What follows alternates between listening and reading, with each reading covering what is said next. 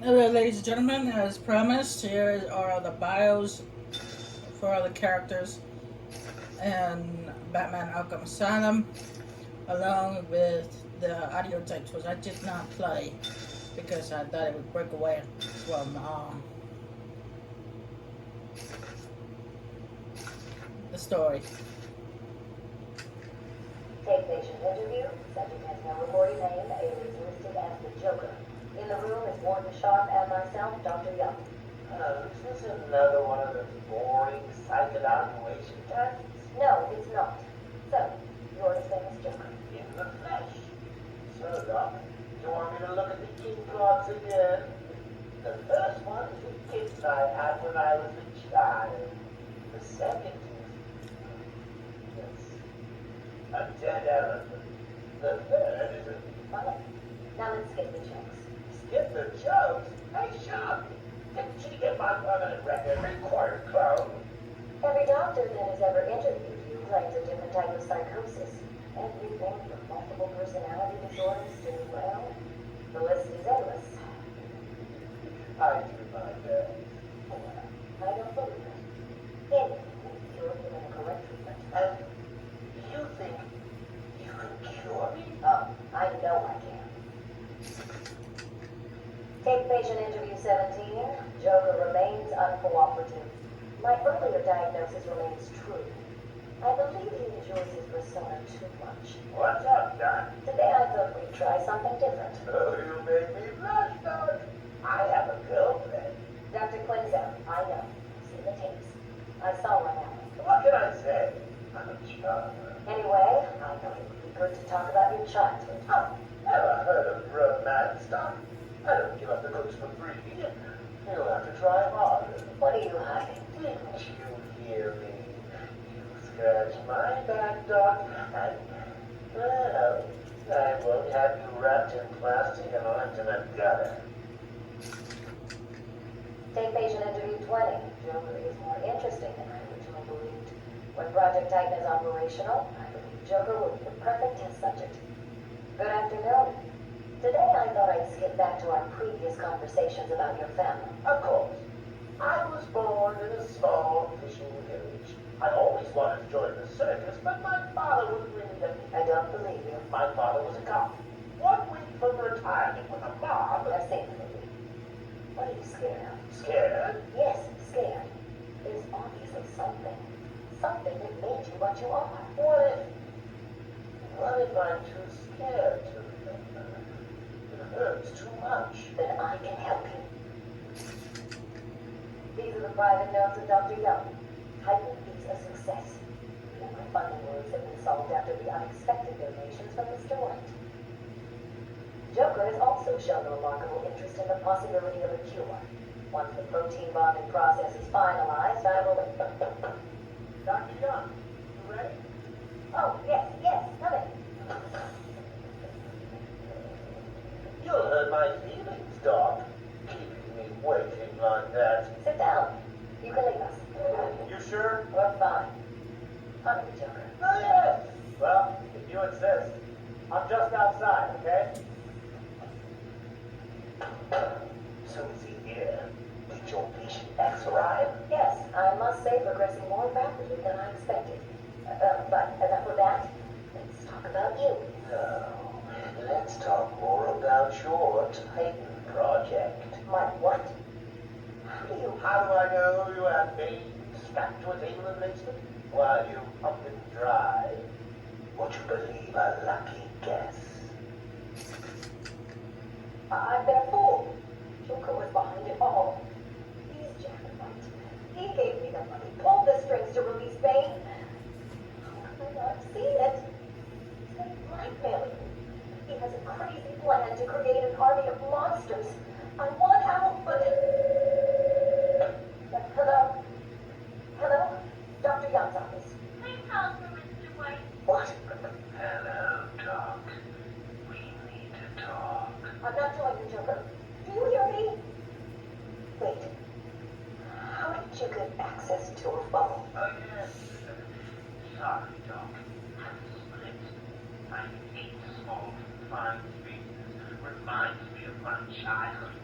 A loving ride? No, I certainly don't, but let's not get distracted with details.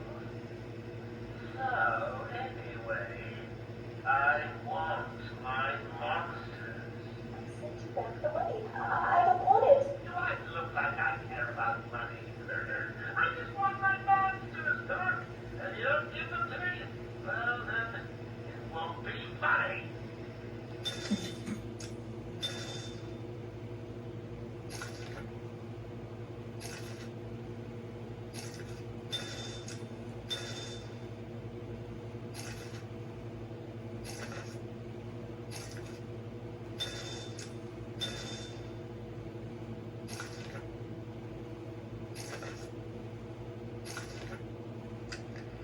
Is he here yet?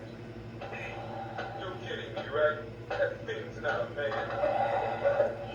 My God! Hello.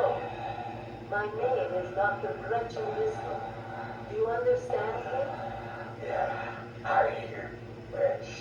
So when's dinner? I'm getting hungry. Fifth patient, session 2. Patient name, Waylon Jones, a.k.a. Killer Croc. So, is this the part where you try and reason with me? Find out why I did it, Doc. We're here to help you, Mr. Jones. You got a cure for me then, Doc? Can you make me normal? Normal is a poor choice of words. No one's really normal, are they? Figured as much. So, how about this, Doc? You let me go now, and I won't eat you. You don't really eat people. It's just an urban myth. Oh, you think? Keep believing that, Doc. Sam, shut up! You think I'm scared of you, Cash? I'm not your saint. You're a killer. And I've got yours too. Know what? It's this. Here you go. Please don't do that again, Mr. Cash. It's not helping. I'm sorry about that. What can we do if you insist on hospitalizing 3 dogs? Strap on whatever you like, Doc. This thing just tickles. I'm happy to wait here. Wait for the bat. He'll be back, and I'll kill him. Then Cash. Then you. In your turn. Now get him. Now.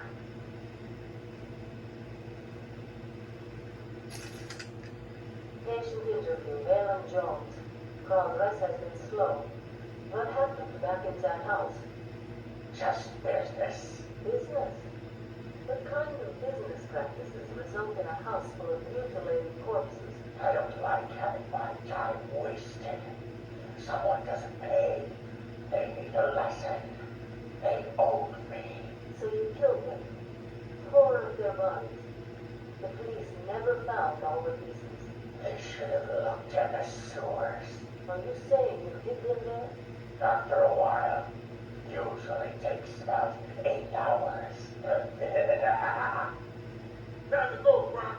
Get him. Patient interview. Waylon Jones, a.k.a. Killer Croc. Last night, a patient was pacified after a breakout event. Guardian Cash is in hospital. Reports state that the patient attacked Cash and in the struggle consumed his left hand.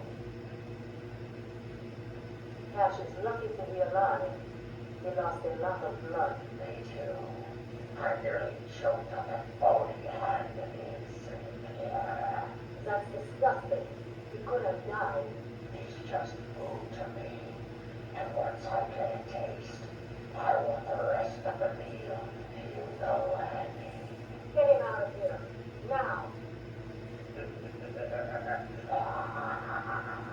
Got your scent too, lady. I'll see you around. Tick, tock, tick, tock.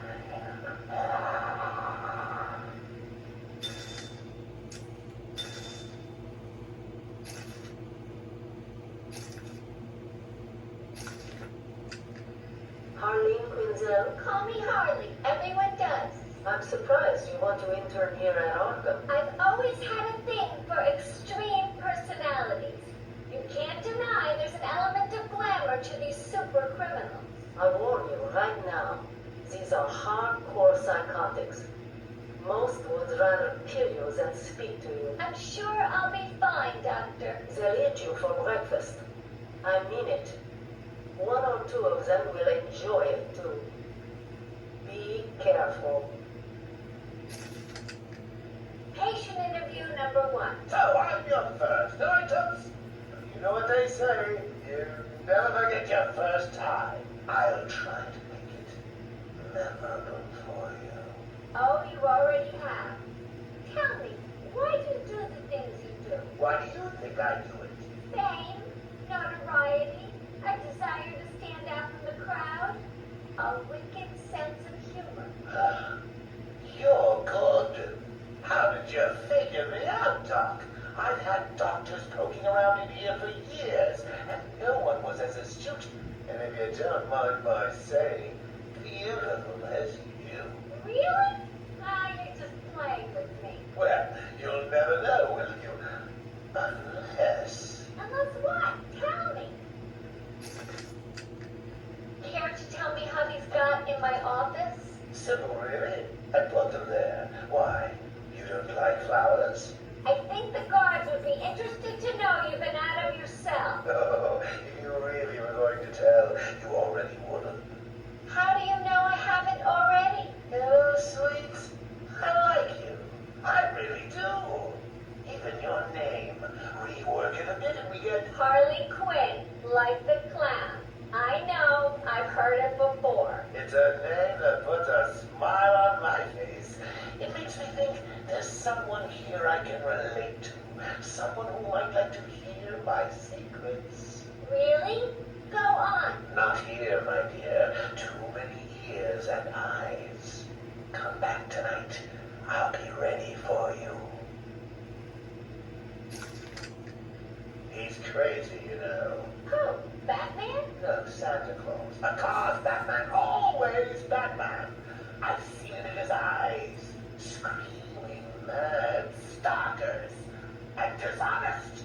Hiding his face behind a fright mask. Well, no masks for thee. I have nothing to hide. I laugh at the cruel absurdity of the world. But Batman, he's got them all fooled. He's made them think he can make a difference. That he can actually make things better. And the joke of it is, they all believe it. The police? The police, the media, the frickin' junior rangers. Every last sack of walking meat in this urban cesspool. Listen, sweets. Batman knows we're all on the same funhouse slide into madness. Why won't he admit it? He's up there in his belfry laughing at us. And the real gag is the miserable liar is allowed to run free while I'm in here. That's really incisive. Then you understand, don't you? You know why I do what I have to do. You know Gotham's only real savior is me. I got what you wanted. You did? I mean, good. How did you smuggle it in? Actually, I don't want to know.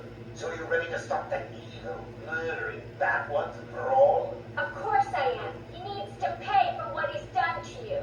Give it here then, quickly.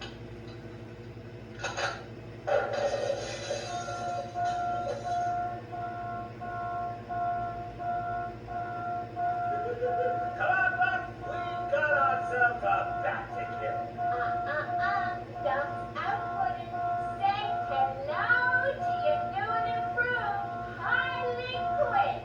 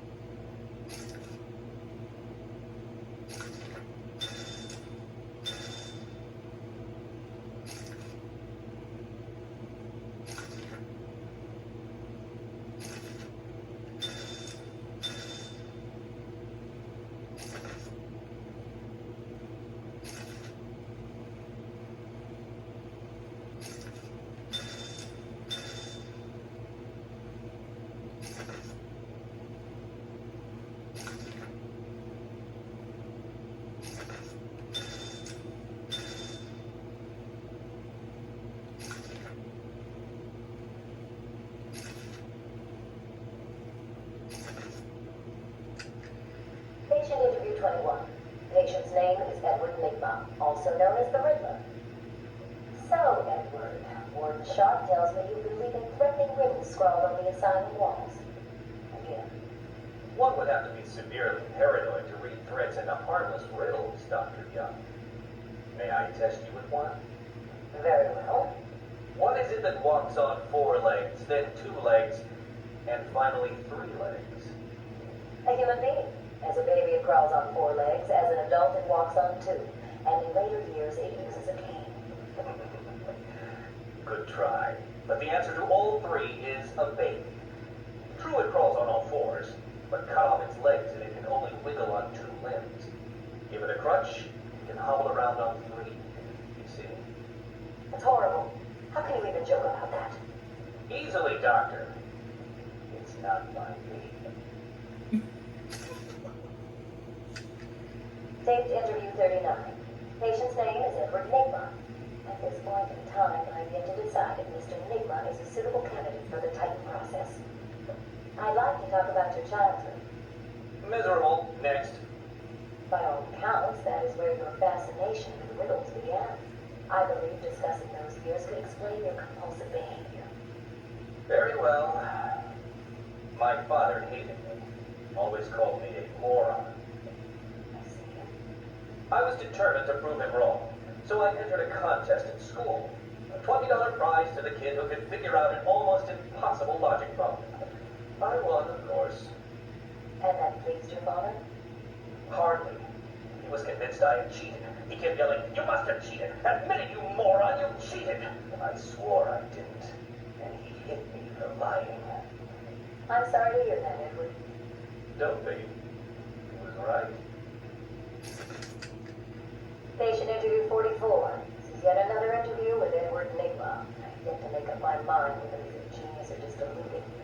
Whichever one he is, just being in his company is both irritating and exhausting. Hello, Miss Young. You look tired. Anything you need my help with? No, thank you, Edward. I'm here to help you. We all are. Forgive my arrogance, Doctor, but if you think I need your help, well, you're in the right place. Let's look at it a different way. Throughout your career, you have specialized in bizarre traps and convoluted clues that more often than not result in the death of the unfortunate participants. And if the citizens of Gotham were smarter, my games would be merely an amusing diversion. Instead of death traps. You really should be thanking me. Weeding out the ignorant, the stupid, the useless. But don't worry, I'm sure you would survive. What a lovely photo on your desk, Doctor. Your family. Mother, perhaps. Put that down. Get up. Go on. Let's discuss your obsession with Batman. Hardly an obsession, Miss Young. I simply feel an obligation to expose him. You know who he is? More important, I know what he is. What do you mean? It's obvious. The mask, the weapons, the scare tactics. He's a criminal. No different than Joker, Two-Face, or myself. Most people consider him a hero. Most people are idiots. They can't see Batman for the villain he is. Riddle me this. How did he get his car and his gadgets? With money stolen from the criminals he defeats. Why does Gordon turn a blind eye to his antics? Batman bribes him. The answers are right in front of your stupid, gawking face. Hey, please, calm down. Wake up, Gotham. No silly, law-abiding man does those things. No one's that selfless. Batman is as vile as they come. Security! Security! This is my final interview with Edward. I've gone as far as I can. I can no longer tolerate his mood swings and tantrums. I have more important work to be getting on with. He will be transferred to Dr. Whistler's care as of next week. Good morning, Doctor. How are you today? Fine, thank you, Edward. You're in a good mood. I'm always in rare spirits when I'm about to be released. Edward, you know you don't come up for parole for another 3 years. First thing I'll do is have dinner at that Italian place on 19th Street. Seriously, Edward. I only hope Joker hasn't completely trashed the city. Oh well, I'm sure I'll find out soon enough. Wait. Have you been in contact with the Joker? He escaped Arkham weeks ago. And yet, one hears things. What things? What you heard? Oh, something about a surprise party for Batman. I forget the rest. You know Joker. Yeah. Edward, if you know anything, you've got to tell me. Lives could be at stake. What did Joker say? You forget, Doctor. I'm the one who asks the riddles.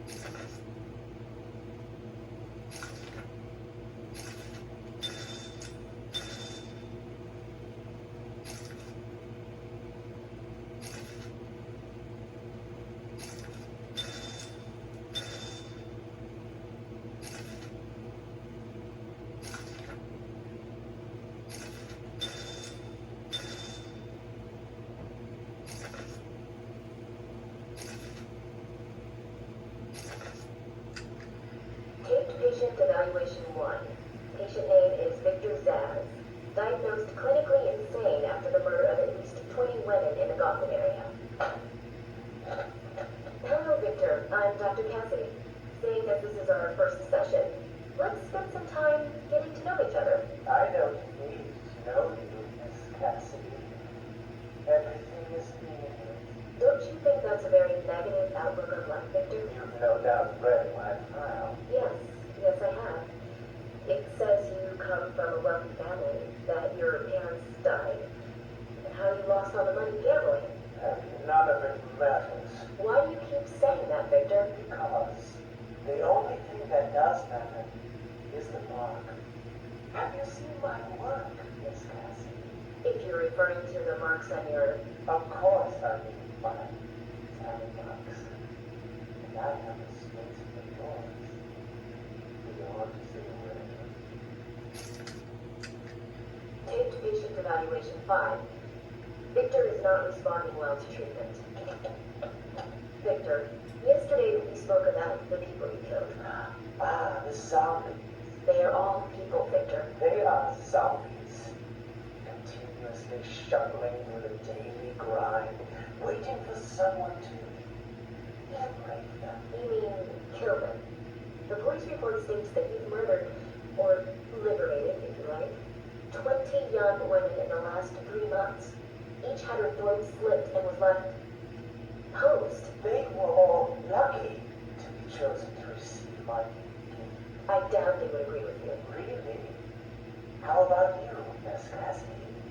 As you take the elevator to your apartment each night, open the 6 locks to apartment 433. Remember you forgot to buy your cat food. Again, How do you know as where you sit down in your favorite red chair, cat on lap, just waiting for something to happen. I can make it happen, Sarah. I am your salvation. Patient's name is Victor Saz. For the record, the patient has transferred from Dr. Cassidy, who is on leave after the incident last week. Hello, Victor. Please take a seat. Guards, you can leave us. Sorry, Doctor. Warden's orders. I can't leave you alone with him. I understand. Hello, Victor. How are you feeling today? Victor, I can't help you if you don't speak. Depressed. Does that help you? Can you get into my mind, Doctor? Why depressed? I'm just thinking about the one that got away. The one I chose. I needed the mark. I want the mark. Victor has been more subdued recently. Response to medication has been poor. Hello, Victor. Is there anything you'd like to talk about today? Victor! The This is going nowhere. God, get him out of here. You heard the doctor. Get out. Didn't you hear me? He's got it up! Get it right now! Get it right now! Oh, God! He's on Bill! He's cutting him! Get him off! Get him off! We need help here! Victor has been in isolation since the attack on Zagar last week. As I wait for him to be brought up to me, I have had time to review his notes. I am increasingly worried he cannot be cured. He has no empathy for his victims. Deep down, I believe he views all of us as potential victims. Doc, are you okay? What's happening? It's Zaz. He broke out of isolation. It's gone. Oh, God! Don't worry, Doc. You're in the safest place. He's definitely left the island. Of course. But someone needs to alert the authorities. He'll need to kill again. Do you understand me? Needs to. Oh, no. He's gone after Dr. Cassidy.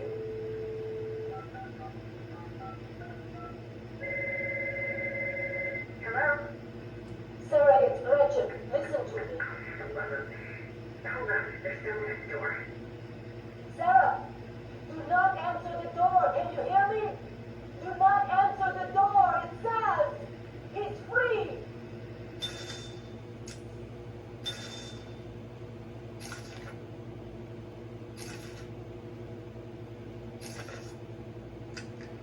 Patient interview. Pamela Lillian Isley, November 12th, 11:33 a.m. Good morning, Pamela. How are you today? Fine. Today is a special day. What do you mean? This is the anniversary of my new life. When I found my true self, my destiny. Are you referring to the event with Dr. Woodrow? Yes, what else? Of course, at the time I thought Jason had poisoned me. But in retrospect, he did me a huge favor. And why do you believe what he did has helped you? He showed me the bigger world. A world I should protect. Of course, my first offer was rejected. Offer? You tried to kill everyone in Gotham. Well, sometimes you need to prove that hard in order to make something flourish. Patient interview. Pamela Lillian Isley, November 14th, 10:21 a.m. Hello, Pamela. Today I'd like to go back to something you said in our last conversation. Ask me anything you like. You said your first offer to help Gotham was rejected. How can you possibly believe that? What do you mean? You released thousands of poisonous spores into Gotham, killed hundreds of people. How does that help anybody? I'm not interested in bodies, Doctor. Horrible fleshy sacks walking around destroying life-form babies with their convenient arrogance. But aren't you one of those fleshy sacks? You were a doctor too. How can you turn your back on us? Quite easily if it happens. But not used to. You're different. I feel without connection. Really? You do? Of course. Pamela, I got you what you asked for. Do you like it? Oh yes, Stephen, I love it. Such a beautiful flower. Do you mind if I keep it? Oh, no, Pamela, I can't leave it. It's against all the rules. I'll just bring it and show it to you when I visit. But it's me, Stephen. I get so lonely on my own. You wouldn't want me to be lonely, would you? No, of course not. Keep it. Just don't let anyone see. Really. No one. You can trust me, Stephen. Thank you. Now give me a kiss. I can't. People will see. No one's watching. What's wrong with you? Don't you love me? Call me Ivy. Of course I love you. Where is Dr. Kellerman? How should I know, woman? It does seem careless of you to have lost him. I have no time for your games, Miss Isley. Tell me where you have him. We have security footage of you in leaving your cell last night. So, Do I need to spell it out? We know you hypnotized him, or whatever it is you do. We know you took him somewhere. A convenient place security cameras across the island were mysteriously covered by leaves and flowers and bringing in. Now tell me what it is. I'm not saying a word unless you do exactly what I tell you to do. Dr. Cameron was one of the people we had to rescue from the medical facility. We found him. No thanks to you. The poor man could have died. So, He has a wife, a child. As do the plants he travels underfoot. The spores he breathes in and destroys have children. Why does he deserve anything more than them? You people ignore what is happening in front of your eyes. I refuse to put the welfare of plants before the welfare of people. And that's why you will lose. There's more happening than you know, Warren. It's all connected.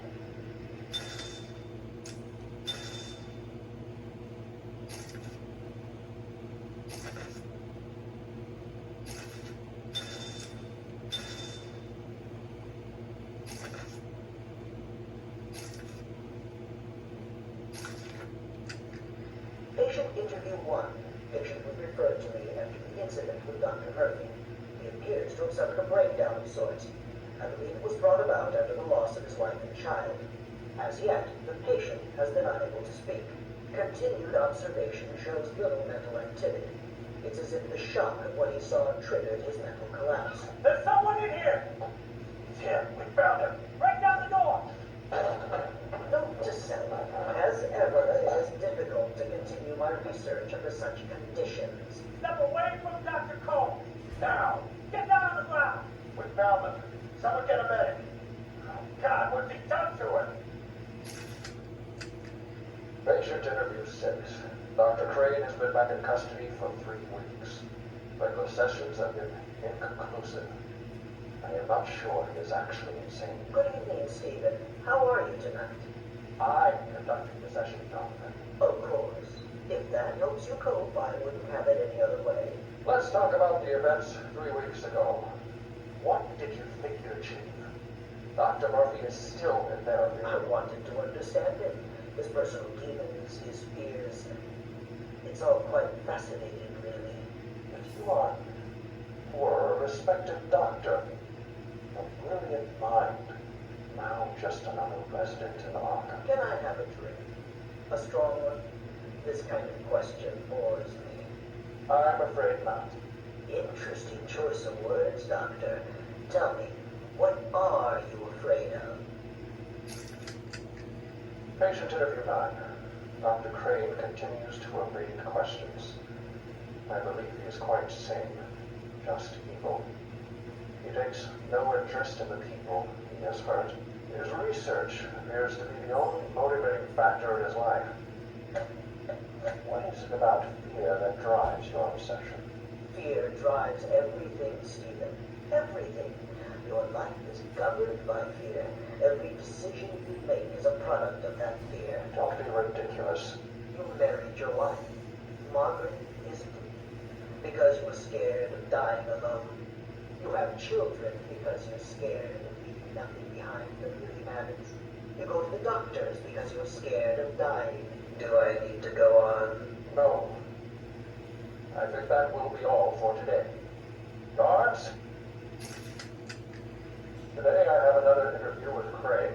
I cannot say I am looking forward to it. I've been feeling anxious. I don't like to admit it, but I think he's getting to me.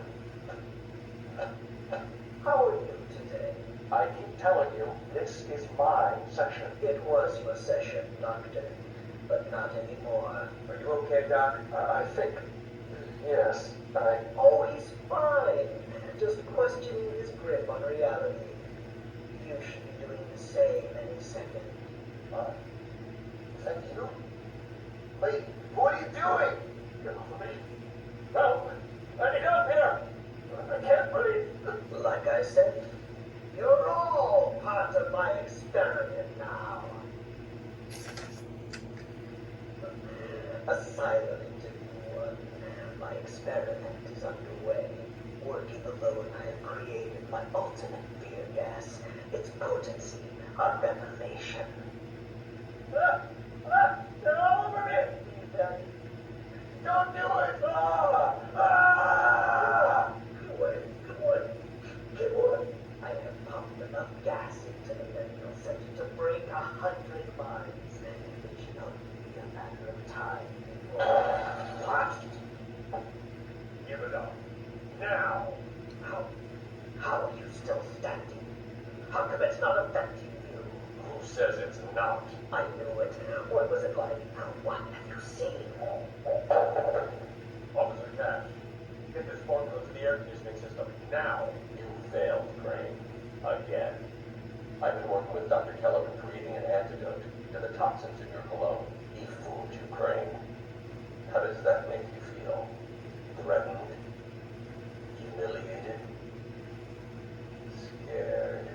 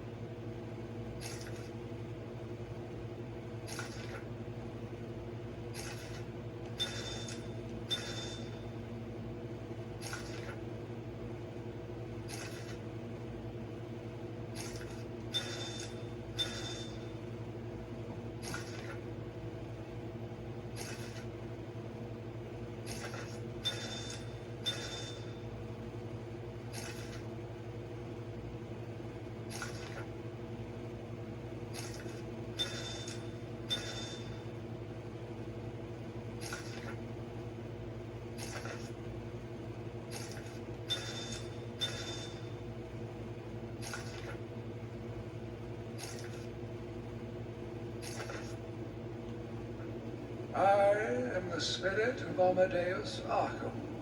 Through my actions, I have saved this cursed city, though my own curse is to forever remain in the shadows. My story is carved into the very soul of Arkham, and will only be revealed to those dedicated enough to discover it.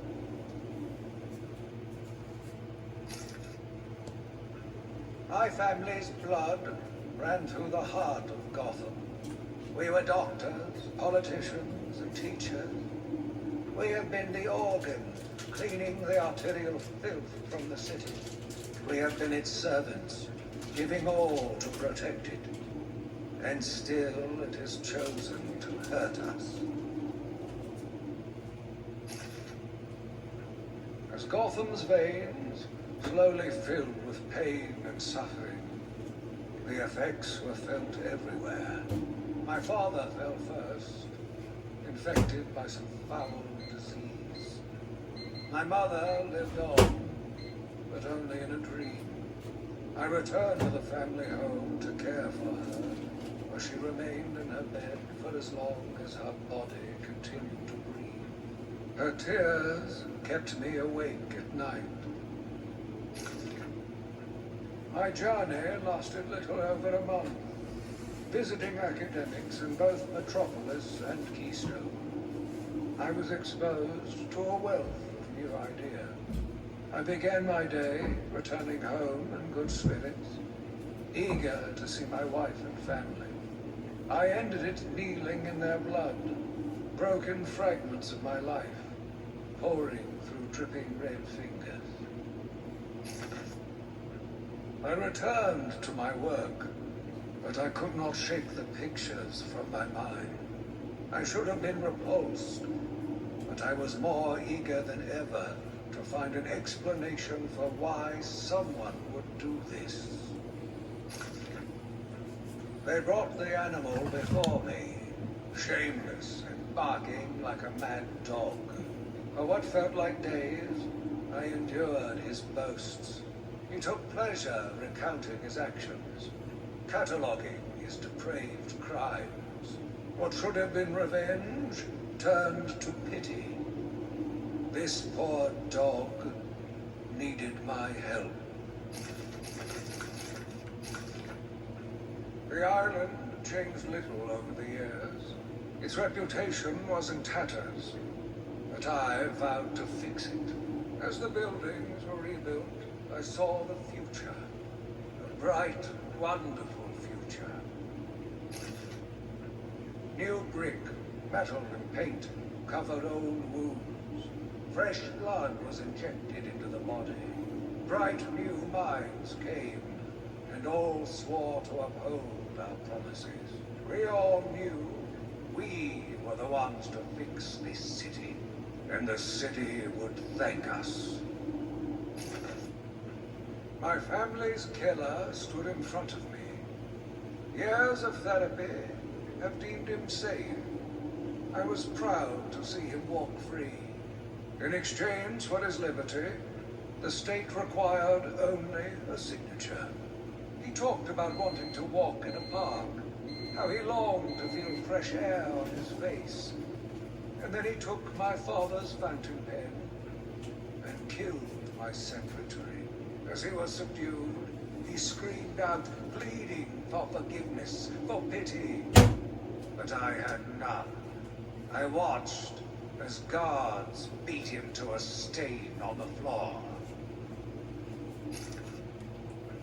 Spring was a turning point, a new beginning, a glorious realization of my true destiny. My family's killer perished in an unfortunate accident. These animals cannot be cured.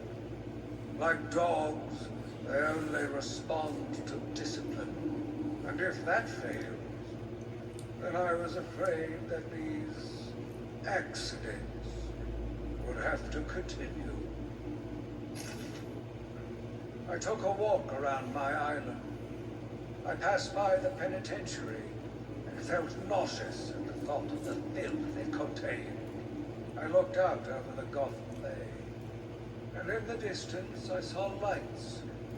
No doubt boats bringing more filthy degenerates to my city. I swore again to protect her from this darkness. I argued with the latest group of young, eager doctors. They bored me with theories and ideas, proving that they had no theories on how to cure these animals. Only one shared my vision. I offered her the chance to explore her dreams. She accepted. We'll make a good team. The Gotham police dragged a new patient to the island. They said he was responsible for the disappearance of hundreds of the city's vagrants. As I looked at his disgusting body, all scales and teeth, my mind ran free, dreaming of delicious punishments to break this monster. Doctors gathered around, poking it, examining, but only I knew what would cure him, once and for all. The beast was too strong. His animal savagery nearly cost me my life. I took my frustrations out on a lone patient. His case notes suggested he was a paranoid schizophrenic. His pleas, as I beat him to death, suggested much more. His confessions were illuminating. My path was clear. Every day I found the patients more distracting. Their insane mutterings and constant twitching disgusted me. There was only one way to cure this evil. Only one way to purify the city and ensure its future. I needed to prepare myself. I needed to be ready. I had a sudden pang of conscience. I sought counsel from my priest on the choices I had made. I asked him if it was a sin to kill in order to save a life. The holy man said all life was sacred, but a judgment would not be upon my soul if I acted to save another.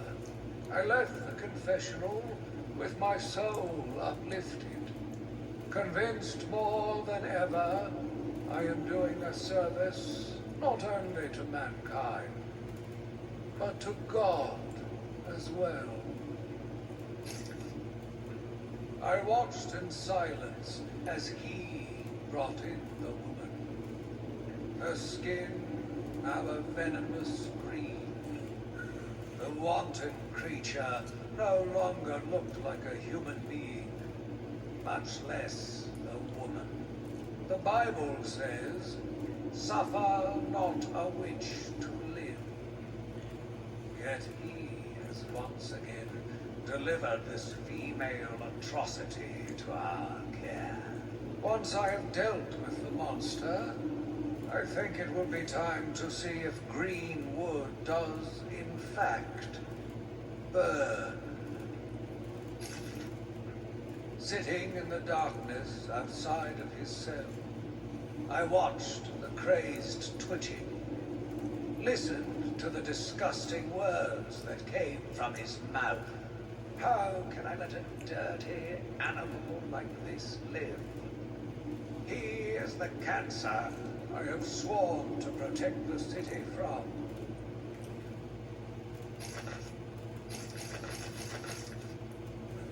Curse me for a fool. How could I not see it until now? The monster had a confederate.